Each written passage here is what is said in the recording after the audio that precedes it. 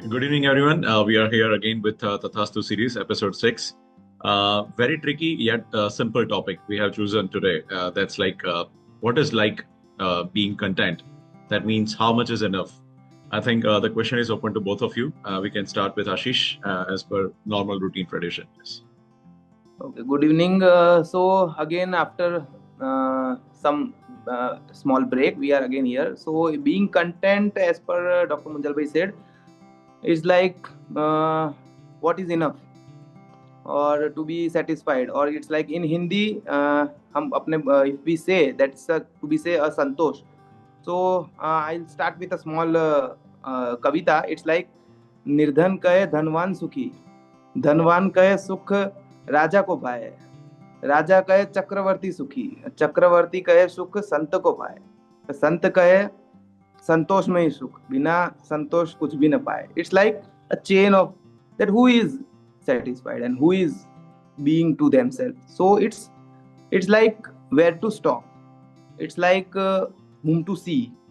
So at that point we can say it's to see ourselves, that what we needed and what we have, and और कितना चाहिए and कितना है. So that makes you happy, because it's like Gandhi ji said again, and के जीने के लिए तो थोड़ा ही चाहिए, बाकी लालच के लिए तो पूरी दुनिया ही काफी नहीं है. तो that is the thing, that for greedy it's we can take a whole world, then also you are not satisfied, and for to be happy it's like very small is needed. So that is all, that to be in content. So we are, it's enough for us to live, and we can live at any present moment. That is towards Dr. Kirtan. Brilliant. Yeah. Kirtan. Very nice poem, Ashish. I was so impressed with that. So yes, as the poem itself rightly mentioned, that being happy, being with living in the present moment, or being self-satisfied, or having that feeling of self-acceptance is rather the meaning of being content. Because if we keep comparing ourselves with others, then we can never be satisfied. We may be happy in eyes of others, but we may not be satisfied from within. So that feeling of being satisfied from within is the true feeling of being content. And that self-acceptance or self-contentment may be in different formats like being physically fit is a kind of self-contentment, or being emotionally or spiritually healthy is a feeling of contentment for some other person. Maybe no any attachment or no feeling of any comparison with others is a kind of contentment for some person. So there can be different objects, the different parameters of being what you label as being self-content or being self-satisfied.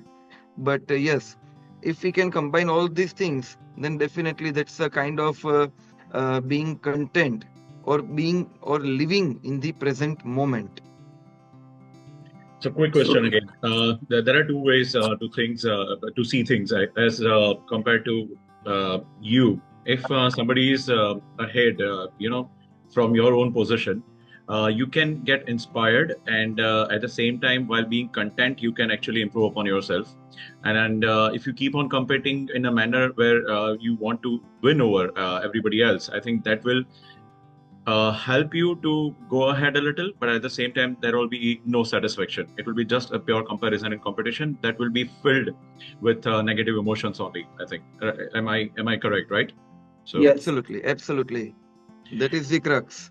So when they say, that doesn't mean, so no comparison doesn't mean that not being competitive. Yeah, a healthy competition is always welcome, as we discussed in one of the previous episodes also. But just keeping the comparison alive and not being happy from within is the root cause of evil. So that should be abolished. There was a otherwise quote, a healthy competition is always welcome as far as your progress is concerned, maybe in your personal life or your in professional life, but like not keeping oneself unhappy by comparing other person is not the thing to be done. So if you are sitting in the same place, I think there will be no growth when it comes to stretching your capacity and potential. That is Yes, again having that background of satisfaction will only improve upon yourself, and that's why they say you need to be content with what you have, but never be content with what you are, and that's where the correct.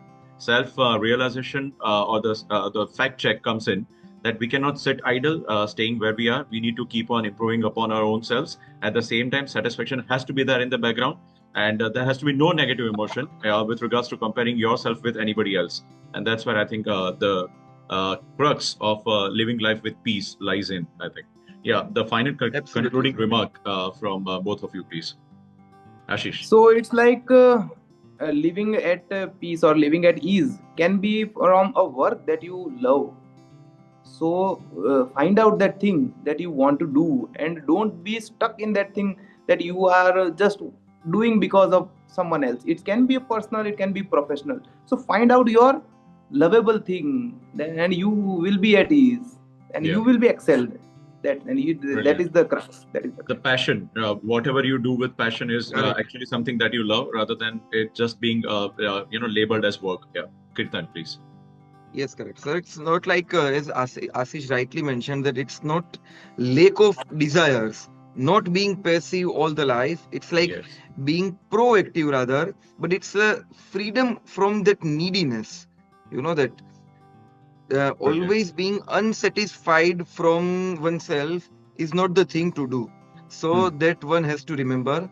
And as I mentioned, that there can be different aspects of being content, maybe an emotional contentment or a spiritual contentment or a contentment in interpersonal relationships or whatever it is. But yes, we need to be extremely careful, and that living in that present moment is the thing what we need to do for being content. Brilliant. Thank you. Thank you so much. So it's all about, you keep on improving upon yourself with satisfaction in the background. That's the conclusion, I think. Thank you so much, Ashish and Kirtan.